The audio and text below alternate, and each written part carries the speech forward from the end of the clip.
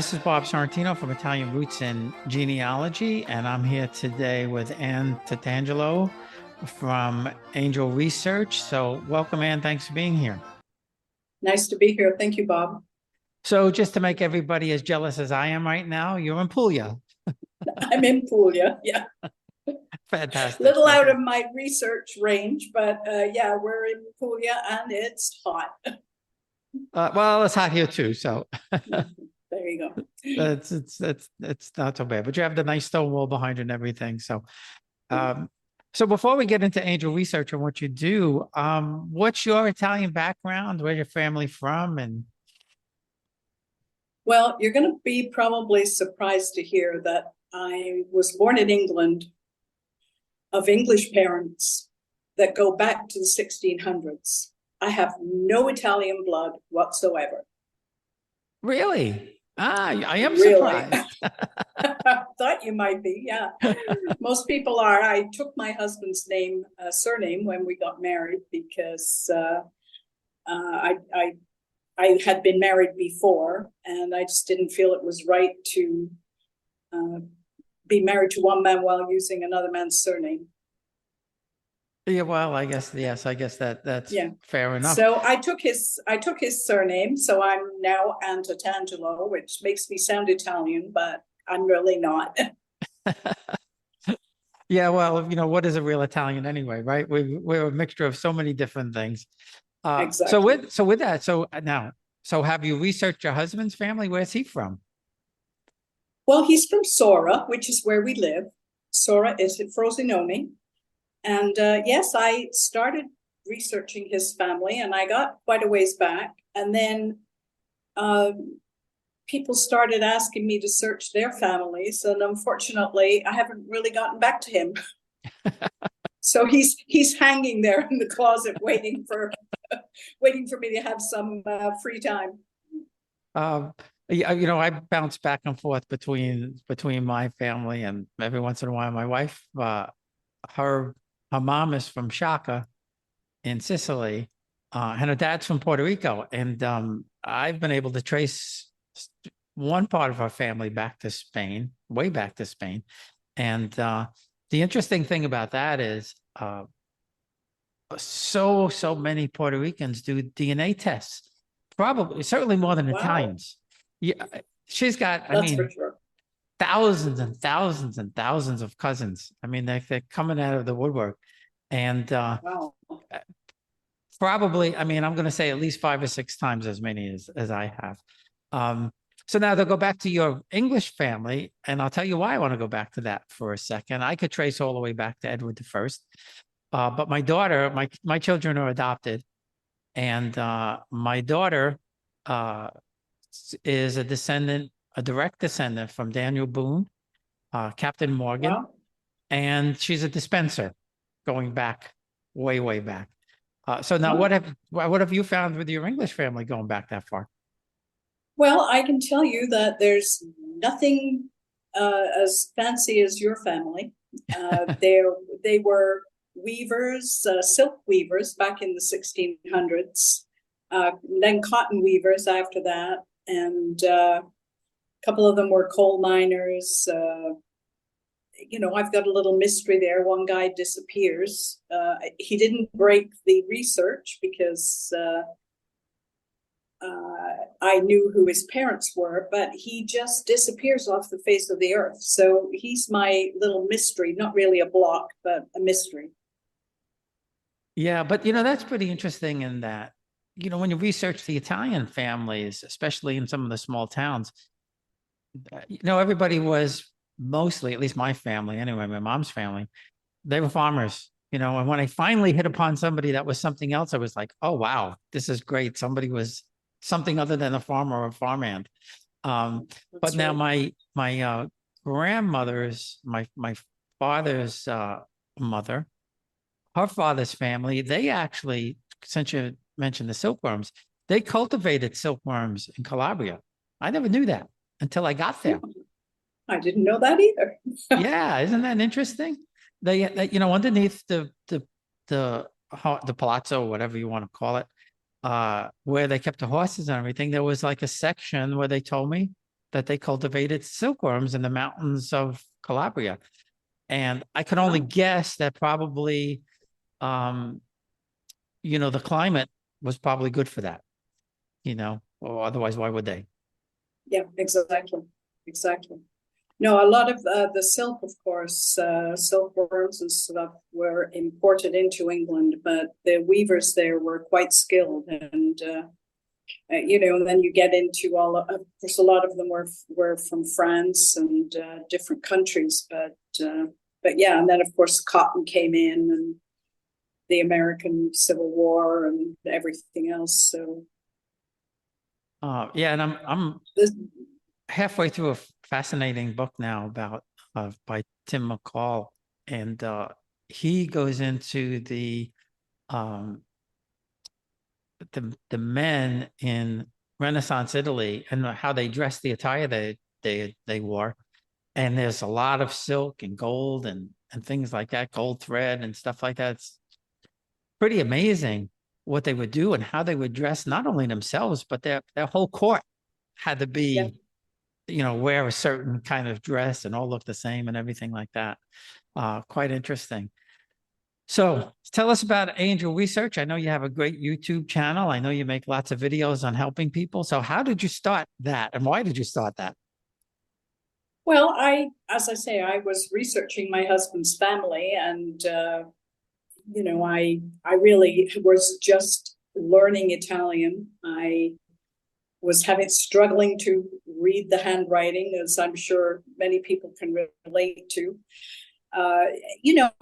Just one time I was on one of the message boards, and one of the other people on the board saw that I was from Sora, and he messaged me and said, I want you to do this research because my cousin says he's found some cousins, relatives in Italy, and I think he's wrong, and I need somebody to prove it.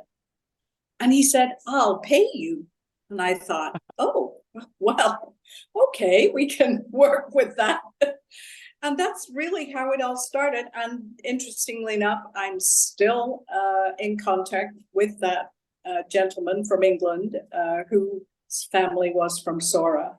And we've become quite good friends. So that's how it all began. And then it just sort of grew from there. People started understanding that they could ask me to do some research, and eventually I worked out a system for it because, of course, I'd been in business before I retired to Italy. So it was just a question of getting a feel for what market was out there, what I could do and what I couldn't do, because, of course, I was still learning. So, there's a limit to what you can accept when you're still in the learning process. But I learned a lot. Every research I did brought me one step closer to where I am now today. And of course, I'm still learning. Yeah, I think it's one of those things that you're always learning, and you always find something out. And I think a lot of people don't realize I'll speak for Italian Americans, that there was and is a large Italian population in the UK. And the Italians went there very, very early on. We'll be right back. Experience Italy like never before, traveling with a scheduled group or create your own bespoke tour with friends with philitaly.com. Pack your bags and follow Phil. That's www.philitaly.co.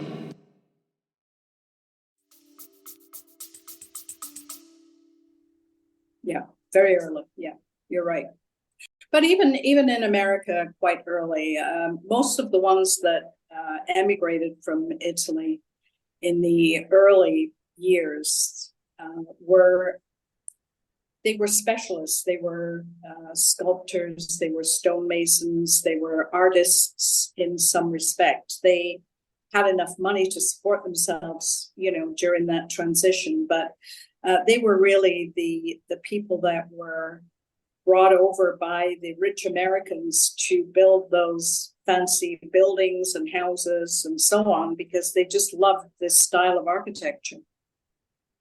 Yeah, and This, yeah, go ahead. yeah, no, I was going to say the ceramics and, a lot of Sicilians were into flooring. And so, you get churches that want to put in a tile floor, marble floor. They want marble pillars or statues. Well, who do you call? You call the Italians, because they're the experts. They've been doing it for centuries. Yeah, and I didn't know until I interviewed his grandson. Luigi Del Bianco was the chief carver for Mount Rushmore. Who knew? Oh, okay. And Yeah. and his story is fascinating because he was, just like you said, that's why he was brought in. Most of the people who were working on it, they were miners, and they could blow stuff up, but they didn't have the eye. And the way Lou tells the story is, imagine, most sculptures, you walk back a couple of feet and you look at the face, and then you come back and carve a little bit. Now this guy is carving something. You can't walk back 4 miles and look at the thing. And there's a special skill to those really huge paintings or sculptures. My son is an artist, and I took him to a Trisolti, the Certosa of Trisolti, which is near us. And he said to me, I've seen pictures, but he said, I've never seen one right up close. And apparently, if you were to get at a, straight on angle rather than a, looking up angle, you would see a whole elongated painting. From down below, when you're looking up, it looks like normal.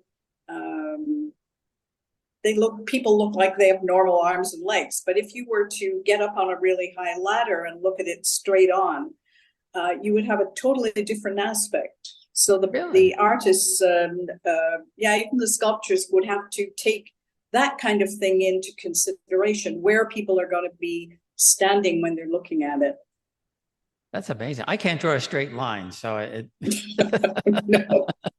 so I don't have a clue with any of that. So doing research for other people, or even doing your own, what are some of the things that really stood out that you found for somebody that were you like, wow, this is interesting? Well, I've had some adventures, I really have to tell you. I think the one that comes to mind was a young woman from, she lived in Albuquerque, New Mexico at the time. And she said to me, I want to trace my grandfather, but I can't find him anywhere. And all I have is an invitation to his cousin's wedding. And what she had, and 2 letters from her grandfather's sisters. And she said, I gave them to an Italian genealogist, and he translated them, but he said he couldn't find anything. And I thought, well, how can that be? So of course that intrigued me, any kind of a challenge like that. And when I looked at the wedding invitation, it was the wedding was to take place in a little church that wasn't a parish church. So the guy had sort of said, well, no, it's not a parish church, so there's no records.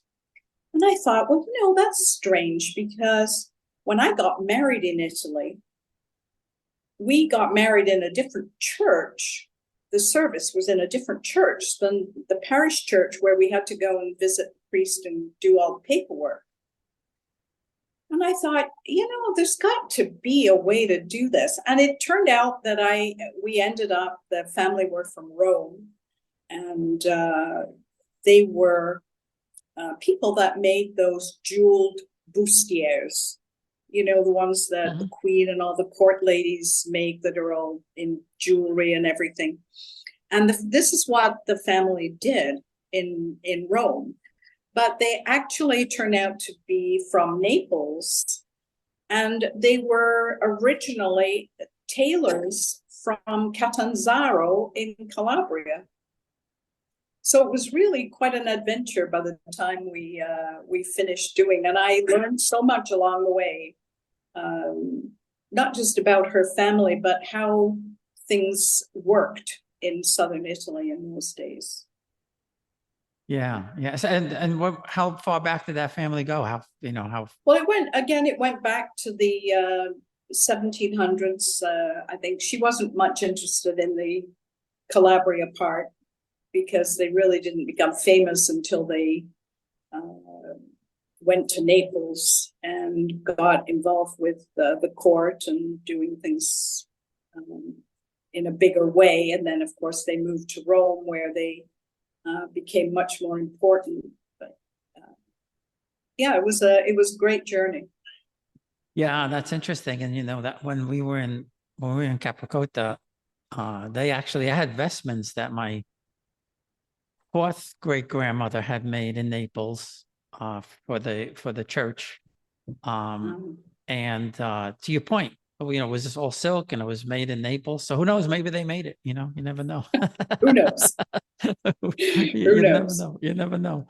And and I tell people too, I said, sometimes you need to walk away, sometimes you need to take a break. And when you come back, that elusive piece will fall into place.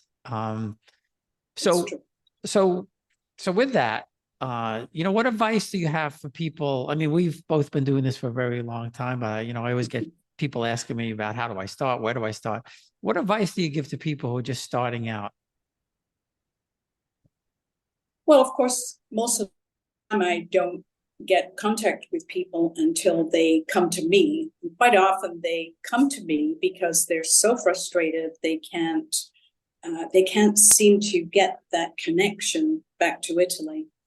So I would say, if you're starting out on your Italian journey, the first thing that you need to do is research your American family and find out as much as you can. And you need to make sure that the spelling of the surname is the true one. I just recently did some research for a family in America who had so many variations of the family surname. And, he just had no clue where to begin to look, because it bore no relationship to an Italian surname. I was able to solve that for him. He was down to believe as the surname, and it turned out to be Ballivo with a G in it, and who would think? If you're giving your name to somebody and you're illiterate, you can't spell, they are just writing down what they hear. And if you've got a funny accent, they're just going to hear something totally different. And every census taker heard something different. Every time he registered the birth of a child, he got a slight variation. And to get back to that original surname was really difficult, because they emigrated in that period before 1892, when the ship manifests were destroyed, and all you had left were the customs declarations. And I don't know if you're aware, but the ship manifests, of course, were created by the ship's purser as people got on board, as people booked. And he used their documents that were issued in Italy. So he's writing down exactly what the person's surname is. The customs manifests, of course, were people that, the man, or maybe he sent his wife to get their bags organized. And of course, they just went there and verbally gave their name. Now, maybe they checked it on the tag of the baggage, maybe they didn't. But they didn't ask nearly so many questions. So, of course, what you end up with is slight variations of the surname. But it's really important. You need to find that ship manifest. And if you can't find that, even finding the naturalization won't necessarily give you that correct spelling, but that's the first thing that you have to do. The second thing you have to do is find the town of origin. You know, without that in Italy, you're not going anywhere. Not anywhere at all. And, you know, the name of a province isn't good enough. You have to know the town. And of course, those customs declarations didn't always give it. Sometimes they did. And in this case, we were lucky with Mr. Vallivo. The name of the town was there. It wasn't written correctly, but it was good enough that I figured, okay, that's where I'm going.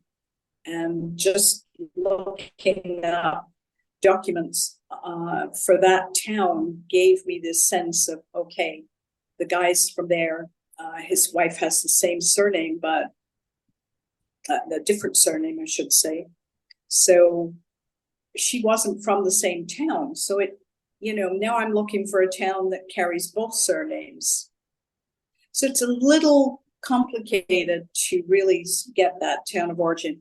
But without those two things, you're really stuck. And quite often you need an expert to be able to get you over that first hurdle. Yeah, and that's a very good point. You know, I was always told that my grandfather was, well, both my father's parents were from Naples. And as it turns out, they weren't from Naples, the city. You know, they were from towns around in and around Naples and things like that. And it took me years and years and years, because later I was told that my grandfather was from Caserta, and he wasn't. And then finally I found out he was from Pignani or Pignano or someplace like that. And they were married in Cercola, and I didn't realize that my grandmother was born there. And when I met my cousin last year, I said, I need their birth and marriage records. And I knew that she lived there. I knew that my aunt and uncle were born in Cercola. So I said, you know, maybe there's a chance that they were married there. And not only were they married there, but that's where my grandmother was born. No idea. You know, after, I don't know, 15, 16 years of research, I finally found out where she was born. Yeah. Sometimes you just have to get lucky, man. Well, yeah. And, you know, it was just fate that I met him, and he didn't live too far from there. And, you know, he was nice enough to go there and get this documentation, because that's the other problem. You know, they say you could do it from the United States and write to Commune and all of that kind of stuff. That's, if you get an answer from them, you're extremely, extremely lucky. It's true. Actually, it really depends. If you're searching north of Rome, you have a higher percentage of getting an answer than if you're searching south of Rome. Oh, really? Oh, I didn't know that. I didn't know that. Oh, yeah. Yeah. Well, you know, most of those places in But the South are on mountaintops with 1,000 people in there. So, well, and of course now they're cutting down on staff. You know, a lot of these little towns have a clerk that goes in 2 mornings a week. And, you know, they really don't have time to research your family. It's really quite difficult to convince them that, you know, this is important. And, you know, sometimes we are doing a lot of work these days, getting people documents for citizenship for the same reason that they can't get an answer from the town. And a lot of times it's because they're not giving quite the right information, or they're asking for something that the clerk doesn't understand. You know, you ask for a certificate, that's what you're going to get. And what you really need is an extract. mm-hmm. You know, you need to word things carefully to get past the bureaucracy. And of course, if you can send them a copy of something you found online, it's not going to get you anything any faster, but at least it tells them that, yes, this person really was born here. You know, if you're just asking out of the blue, one time we blitzed 10 towns in a province looking for a guy. We couldn't figure out where he was born. And, we weren't getting any answers. And of course we weren't, because he wasn't born there, and they can't be bothered. They just look up the index, and if he's not there, that's it. They close the book and you're gone. They don't even bother to respond to you. And then the client all of a sudden goes to visit some ancient aunt who says, oh no, they're from this town. Mm. At least his sister was. So, it's like, okay, we can work with that. Now we're on a roll. But yeah, you really have to do the work at home before you set foot in this magical land.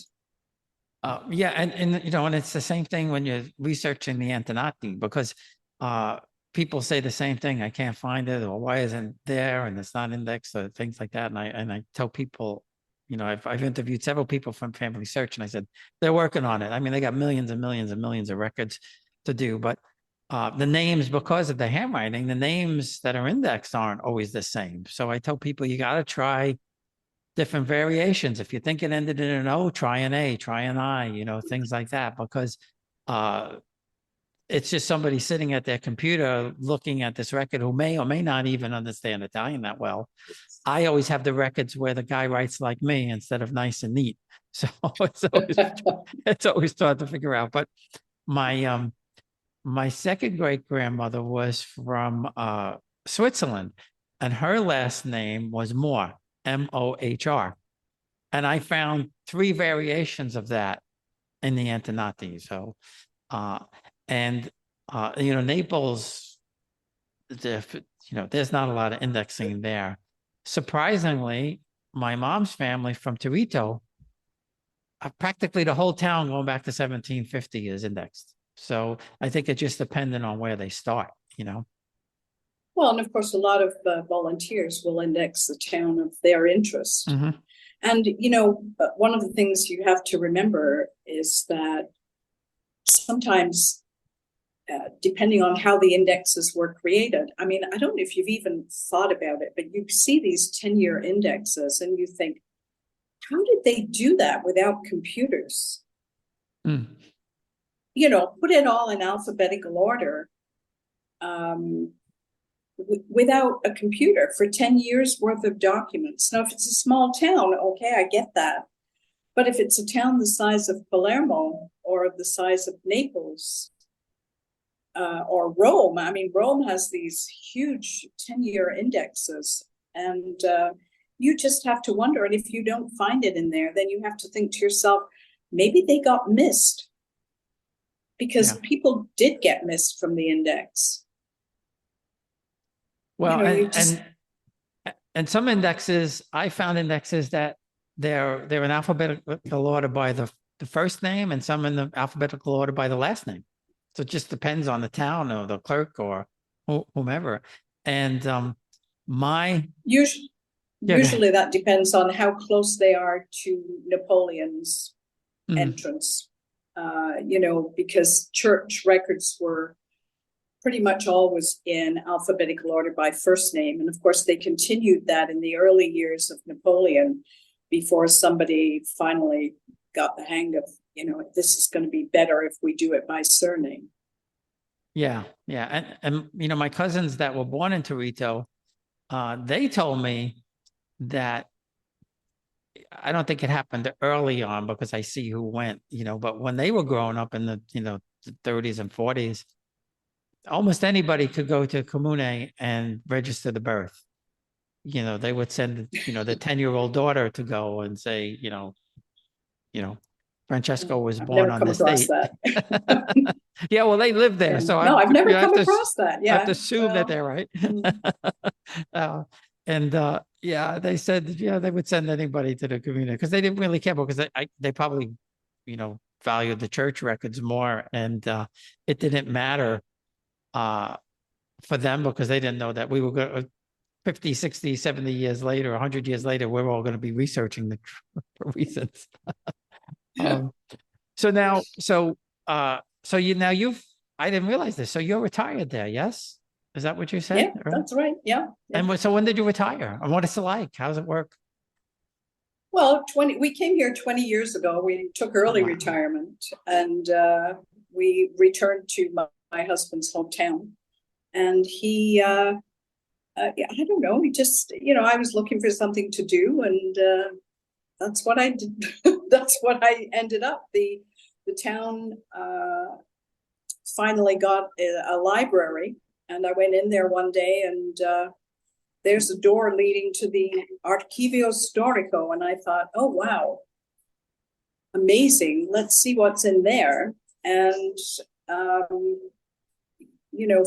from that point on, when I started looking at the records and trying to decipher them, and of course my husband was no help at all, and I'd say, well, you read Italian. Yeah, but I don't read this handwriting. So, it just, I'd spent hours poring over these documents, looking at them and trying to figure out what else they could tell me. And just became a passion. Yeah, I know what you mean. Since we got there last year, we're there last year, I keep telling my wife we should just go there and stay there and not come back. But I haven't convinced her yet. She's worried about how close we are to the hospital and what if something happens. And I said, oh, something can happen any place. But I said the food is fresher, it tastes better. I said, and we won't understand all the news on TV, so that's probably good too. We won't get aggravated about that nonsense. Well, that was true 20 years ago when I moved here, but nowadays, you get all the Sky channels, CNN, everything. So, you're really not that much out of touch anymore. In fact, one of the books I wrote was a compilation of my diaries, my letters to friends and family about my first 10 years of living in Italy, and how little things would happen that just struck me as so funny. And in fact, I gave a copy to an Italian doctor who reads English, and he came to me laughing his head off and said, "It is so funny to see ourselves through the eyes of an English woman."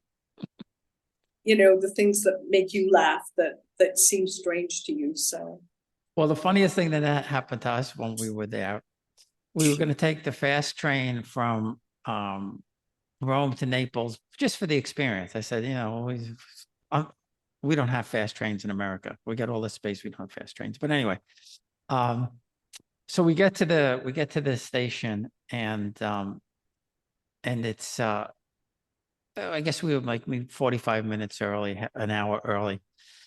And I look at the board and everything is delayed. Every train going, every place is delayed. And I'm like, oh boy, this is terrible. And if they were like 60 minutes delayed, and then it's 75 minutes, then it's 90 minutes, then it was like 2 hours.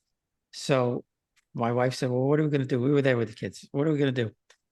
I said, wait, what are we going to do? What can we do? So there were no seats. So she said, we're going to go upstairs and see if there's seats on the second level. So I said, okay, you go. I'm not going to drag all these bags up there. I'll wait down here and I'll, let you know. So, but as I'm watching the board, our train is not showing a delay. The only train not showing a delay is our train, but there's no track number. 10 minutes before the train's going to leave, they put up a track number. And so the train's going to leave in 10 minutes. So I called them. I said, come. Why? Just come. Don't ask questions. Just get down here. So we go running for the gate. We have the paper tickets with the code on it. I'm trying to scan it. And the guy at the gate is going, your train? I know enough Italian to know what he meant. And I said, see, and he goes, go. Just don't even scan a ticket. Just go. We get on the train. It left like 15, 20 minutes late. But because there was something wrong with the fast track, the express track, it took us 3 hours to get to Naples anyway. But at least we were on the train. At least we were on the train and we got there. In the end, everything was fine. But it was just like so crazy. And I said to my wife, I said, that's probably the way it works. That one train was cleared to go. Everything else didn't go anywhere, but that train was cleared to go. But that was a funny experience there. So how many people in the town that you live in? It's very small? It's about, no, it's about 30,000. Oh, so that's a nice size, yeah. It's in a valley between, the mountains, and we don't get too much snow. We don't get any snow really in the winter. It does fall. Everything closes for half a day or a day while they wait for it to melt. But other than that, we're good. And how close to Bari are you? We're about 3 hours from Bari. 3 hours from Bari. We're an hour from Rome. Oh, so you're up there, yeah. Oh yeah, we're about an hour and a half from Naples. Oh, nice. Yeah. Yeah, it's a good location, and like I say, no snow. Well, that's nice to be able to get to Rome in an hour, and Naples in an hour and a half. And you drive? You take the train, or? We usually drive to the train station and take the train in, because driving in Rome is not recommended. It's really not. No. When we were and there, plus the train takes you right into the middle of the city, and you can get anywhere from there. So yeah, when we first went, like 28 years ago or something like that, I was a lot younger. I drove from Naples to Sorrento and drove the Amalfi Coast and all that kind of stuff. I would never do that again. So before we go, how could people find you, and where could they find your books? Well, the easiest place is my website, angelresearch.net. And there are links to the books. Of course, I wrote 2 books that are dedicated, one to the province of Frosinone and one to the province of Latina. And they each list all of the towns in the province, the records that are available for those towns, where you can find them, whether they're online or not, parish records included. And the Latina book, because of course there are fewer towns in Latina, also includes 100 pages of research guidance, telling you things that you won't learn in the courses that people offer. Things that I'm telling people in my video series, little tips and hints of places to look for things, what to do if you get stuck, that kind of thing. So the links are there right on the website.